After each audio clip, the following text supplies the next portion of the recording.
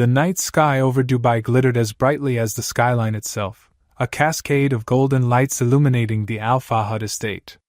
Khalid Al Fahd had built his empire on oil, real estate, and an uncanny ability to navigate the treacherous waters of international business. Tonight's gala was a testament to his success, attended by the elite, the powerful, and those desperate to be either.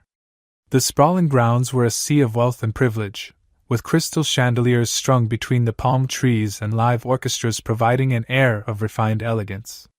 Guests wandered in couture gowns and tailored tuxedos, their laughter blending with the hum of conversation and the clink of champagne flutes. Khalid, at the center of it all, was a magnetic figure, commanding attention with his easy smile and the quiet assurance of a man who had never been denied. But not everyone at the gala admired him. Layla Al Fahd, his estranged wife, lingered on the fringes of the crowd, her diamond earrings catching the light as she exchanged polite words with a guest. Her beauty was undeniable, but there was a hardness to her expression tonight, a glint of steel in her dark eyes. She sipped her drink without tasting it, her attention flickering to Khalid more often than she cared to admit. She wasn't the only one. Tariq Hassan, Khalid's longtime rival and a prominent figure in Dubai's business world, leaned against the bar, nursing a whiskey. His gaze followed Khalid with thinly veiled contempt. For years, the two men had circled each other like predators, each vying for dominance in a city that thrived on ambition. Tariq's invitation tonight had been more of an obligation than a gesture of goodwill, and he wore his discomfort openly. Nearby, a journalist named Noor Rahman observed the scene with a practiced eye. She had been invited under the pretense of covering the gala for a prominent publication, but Noor was not one to waste an opportunity. The whispers about Khalid's shady dealings had grown louder in recent months, and she intended to uncover the truth. Her notepad remained tucked in her bag, but her mind was already racing with potential leads. As the night progressed, the tensions began to show. Layla confronted Khalid near the grand staircase, their voices low but sharp. Tariq approached them under the guise of mediating but only fanned the flames with a pointed remark. Guests exchanged uneasy glances, their conversations growing quieter as the trio's animosity became impossible to ignore. Khalid eventually stormed off, his expression dark as he retreated to his private study. It was the last time most of them saw him alive. The next morning, the estate was in chaos. Khalid's body was discovered slumped over his desk, an untouched glass of bourbon at his side. His assistant, who had come to deliver a report, found him and screamed, drawing the household staff and, eventually, the authorities. The initial conclusion was an overdose. Khalid had a known history of relying on stimulants to maintain his grueling schedule. But the scene held inconsistencies that made the police wary. The bourbon was unusual. Khalid wasn't known to drink alone, much less in his study. The shattered picture frame on the floor, a photograph of him and Layla from happier times, suggested a struggle. And there was something about his expression, even in death, that unnerved the officers.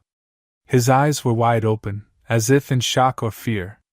By noon, the story had already broken. Dubai's media descended upon the estate, their cameras flashing and reporters shouting questions at anyone who ventured outside. Speculation ran rampant. Was it an accidental overdose? Suicide? Or, as the more sensational outlets claimed, murder? The investigation quickly became a high-profile affair. Khalid's wealth and connections ensured that every detail of his life was scrutinized under a microscope. The police began interviewing those closest to him, starting with Layla. She appeared calm but guarded, her answers carefully measured. She admitted they had argued the night before but denied any involvement in his death. Tariq's name surfaced early in the investigation, and the media wasted no time drawing connections between the rivals. Tariq, for his part, dismissed the allegations as absurd. Khalid and I had our differences, he told reporters outside his office. But I would never stoop to something so vile. Then there was Noor. Her presence at the gala raised eyebrows, especially when it was revealed that she had been investigating Khalid's business practices. The police questioned her extensively, but she insisted she was merely doing her job. Privately, nor wondered if her pursuit of the truth had put her in danger. As the days passed, cracks began to appear in the polished image Khalid had cultivated. Anonymous sources came forward with tales of his ruthless tactics in business, his volatile temper, and his strained relationships. Former employees described a man who demanded loyalty but rarely returned it. Some speculated that his enemies had finally caught up with him. The revelations only deepened the mystery. If Khalid had been murdered, the list of suspects seemed endless. His rivals, his estranged wife, disgruntled business partners, even members of his own staff, all had potential motives. Yet the evidence remained elusive, and the authorities struggled to piece together what had happened in the hours before his death. By the end of the week, the glamour of the gala was a distant memory, replaced by an atmosphere of suspicion and fear. The Al Fahad estate, once a symbol of power and opulence, had become a crime scene. And for those who had known Khalid, one question loomed above all others: who had wanted him dead badly enough to act on it? The funeral of Khalid Al Fahad was a spectacle befitting the man he had been in life, grand, meticulously curated, and filled with faces as somber as they were watchful. Beneath the ornate domes of the mosque, whispers replaced prayers as mourners speculated about the events surrounding his death. Grief mingled with suspicion, and no one seemed more aware of this than Layla, who stood at the front, composed and cold. Her performance, if it could be called that, did little to sway the growing tide of doubt about her role in Khalid's demise. The estranged wife of a powerful man, rumored to have clashed with him over everything from their failing marriage to the distribution of his wealth, she was an obvious suspect. Layla knew this.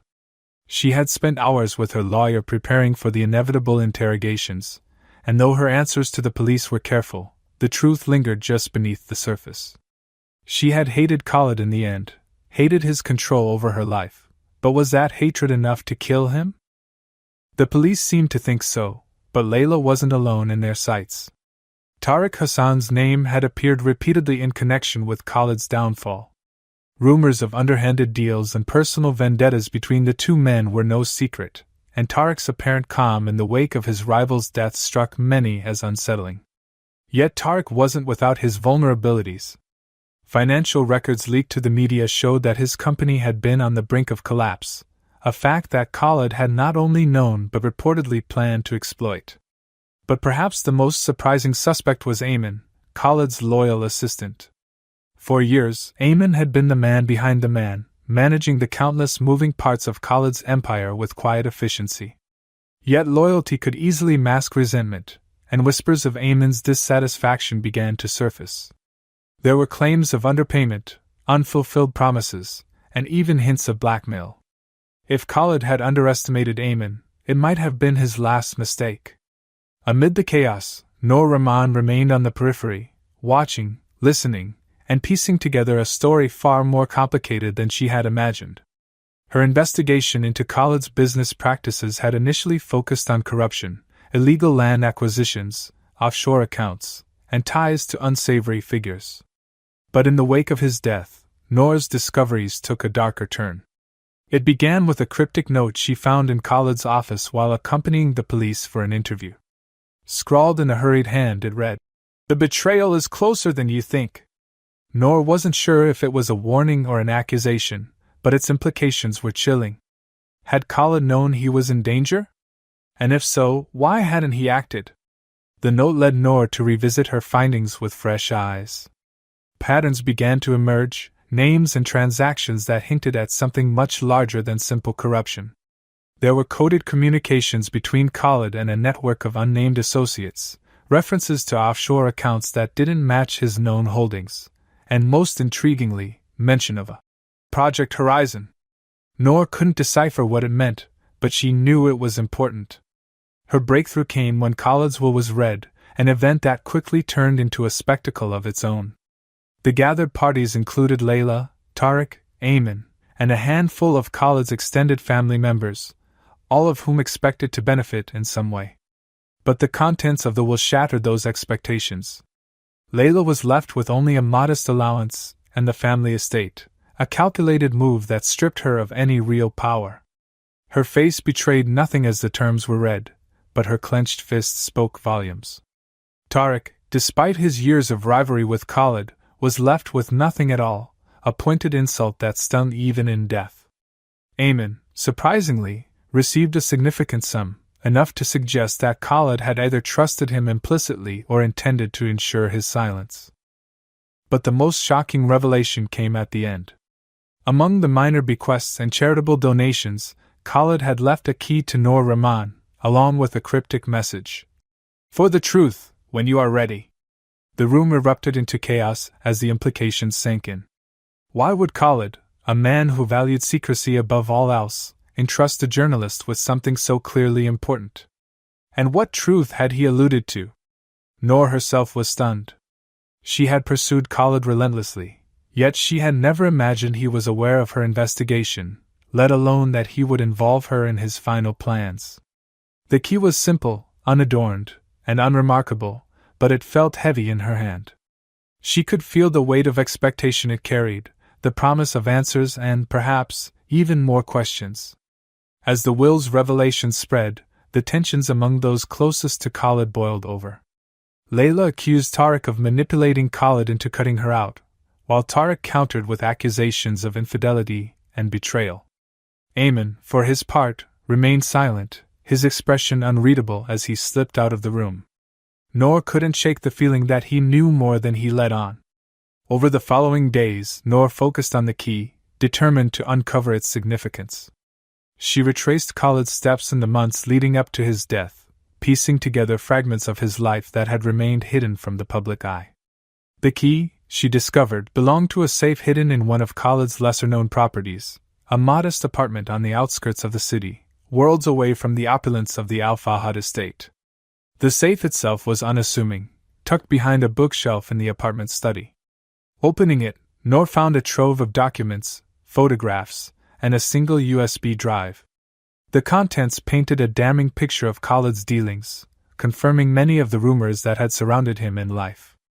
But there was more, evidence that linked him to figures in Dubai's criminal underworld, as well as records of payments that suggested blackmail, bribery, and even threats against those who had crossed him. Among the papers, Noor found a photograph that stopped her cold. It was of Khalid, Layla, Tariq, and Ayman, taken years earlier at what appeared to be a private celebration. The smiles were genuine, the camaraderie undeniable. Whatever had fractured their relationships had come later, and Noor couldn't help but wonder if the answers lay in the safe's contents, or in the hearts of the people Khalid had left behind. For the first time, Noor felt the weight of her own role in this story. The key had unlocked more than a safe, it had opened a door to a truth that might destroy lives. As she sorted through the evidence, one question burned brighter than the rest: what would she do with it? Noor stared at the documents scattered across the desk, her hand trembling as she lifted the last journal entry. Khalid's words: "I know now who it is. They think I'm blind, but I've seen the knife they hold behind their back. When the time comes, I'll strike first," felt like a warning shouted from beyond the grave. The apartment was silent, but her mind buzzed with questions. Tariq, Layla, Ayman, each had a motive, and each had secrets buried so deep they might never fully surface. The question was no longer whether one of them had killed Khalid. It was which of them had the nerve to carry it out. Hours later, Noor sat in the interrogation room, the tension in the air crackling like static. Across the table sat Tariq, his jaw clenched, his fingers tapping a steady rhythm on the metal surface.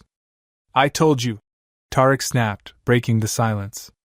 "Khalid was my rival, not my enemy. Why would I kill him? It's bad for business." "And yet," Noor countered, leaning forward, "he was planning to expose your financial troubles, wasn't he? The leaked documents don't lie." Tariq's eyes narrowed. "That doesn't mean I killed him. Khalid was a snake, but I wouldn't risk everything to get rid of him." "Risk?" Noor shot back. "You've been in enough backroom deals to know risk is your currency." Tariq's fists clenched. "Careful, Noor. You might be good at digging up dirt, but you're not invincible." The door swung open before Noor could respond. A detective leaned in, his gaze sharp. "We've found something. Layla's fingerprints on the bourbon glass."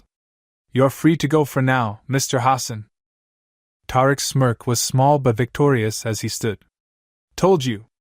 Maybe look a little closer at the widow. Layla's calm demeanor cracked under the heat of the interrogation room lights. Her usually composed tone faltered as she spoke, her words laced with frustration. I didn't kill him, she said, her voice low but firm. Yes, I argued with him that night. And yes, I wanted to leave him. But murder? Do you know what that would do to my children? Detective Saeed leaned forward, unflinching. We found traces of a sedative in Khalid's bourbon, identical to the prescription in your belongings. Care to explain that? Layla's hands balled into fists. He drove me to my breaking point, Saeed. He controlled me, humiliated me, stripped me of everything. Do you know what it's like to feel trapped, with no way out? Enough to kill him? Saeed pressed. I didn't plan to kill him, she shouted, tears streaking her carefully made-up face. I only wanted to make him sleep, to stop the shouting. I wanted to leave that night. I swear. Noor, standing quietly in the corner, finally spoke. Layla, the sedative wasn't enough to kill him. But there was another dose, wasn't there? Maybe one you added after he started struggling? Layla's eyes widened in shock, or was it guilt? You think you know everything, don't you? She hissed. You think you can read me like one of your articles. But you don't know what he put me through. You don't know what he deserved. Later that evening, Noor sat in her apartment, staring at the photograph from Khalid's safe. She felt hollow despite the day's breakthroughs. Khalid's death wasn't a simple story of revenge. It was the collapse of a web of lies, secrets, and manipulations that had ensnared everyone around him. Her phone buzzed. Detective Saeed's voice came through the line, weary but resolute. It's done. Layla confessed fully. Said she gave him the second dose because he woke up and threatened her. And Ayman? Noor asked. Or Tariq? Nothing actionable. They're scumbags, but not killers. Noor hung up without saying goodbye. She opened her laptop, the words for her exposé already forming in her mind. The world needed to know the truth, not just about Khalid's death, but about his life, his empire, and the darkness he left behind. Months later, as Noor's article went viral, Dubai's elite reeled from the revelations. Khalid's businesses crumbled under public scrutiny, his name forever tarnished. Tariq and Ayman faded into obscurity, their reputations irreparably damaged. Layla's trial became a media sensation, her ultimate sentence sparking debate and sympathy in equal measure. Noor stood at her window, looking out over the glittering city. Khalid had built his empire on ambition and betrayal, and it had taken everything from him.